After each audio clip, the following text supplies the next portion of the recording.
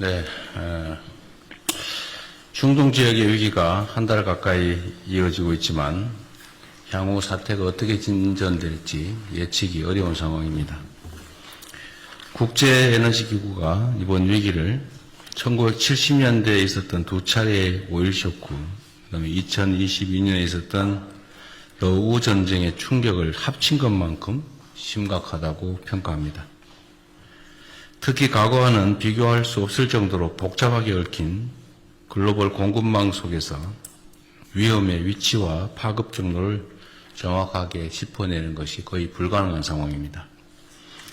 이에 정부는 비상경제 대응 체계로 전면 전환하고 국무총리 주재 비상경제본부를 어제부터 가동하고 있습니다.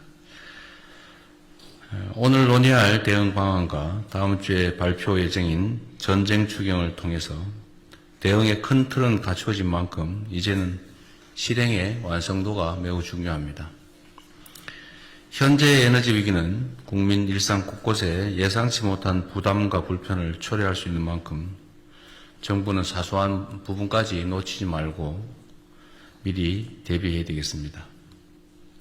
위기 시에는 작은 행정적인 실수도 큰 파장을 불러올 수 있는 만큼 과거의 관성에서 벗어나 현장을 직접 확인하고 끝까지 책임 있게 점검해야 되겠습니다.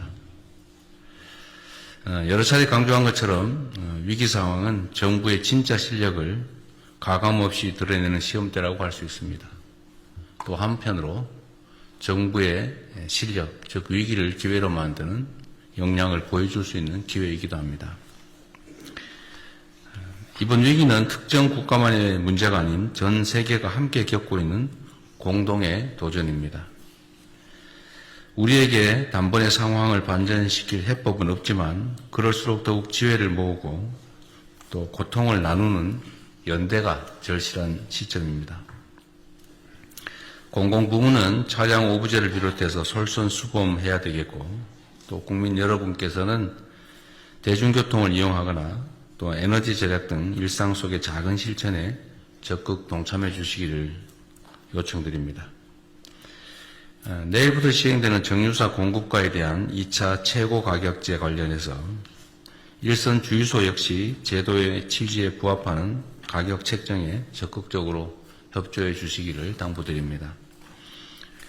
공동체의 위기를 틈타서 담합, 매점 매석 등으로 부당이익을 취하는 행위는 결코 용납될 수 없고 정부는 앞으로도 무관용 원칙에 따라서 엄정하게 대응할 생각입니다.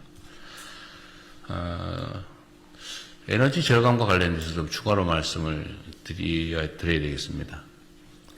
지금 다른 민간 분야의 에너지 가격이나 물가 문제에 대해서는 정부가 적극적으로 통제하고 또 필요한 경우는 재정을 투입해서 그 손실을 메우는 방식으로 지금 신속한 대응을 하고 있습니다.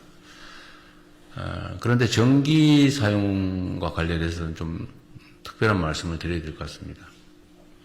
이 전기 부분은 한전이 독점 공급을 하고 있고, 즉 반대로 얘기하면 정부가 100% 책임을 지고 있는 구조라서 전기요금은 웬만하면 지금 변경하지 않고 유지하려고 합니다.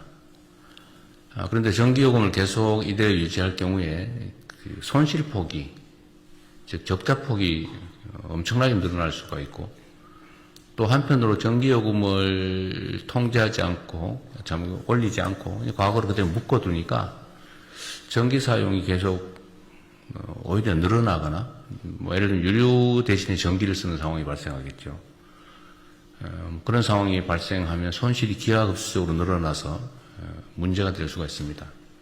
즉 정부 재정 손실도 문제고 과도한 에너지 낭비 또는 절감을 하지 않는 문제 이런 것들이 생길 수 있어서 우리 국민 여러분께서 또 전기 사용이나 이런 점에 있어서 좀 절감할 수 있도록 절약할 수 있도록 특별히 좀 협조를 해 주시길 당부드립니다. 지금 한전의 적자가 200조라고 그러죠.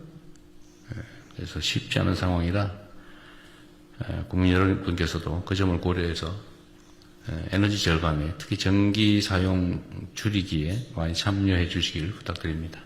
이상입니다.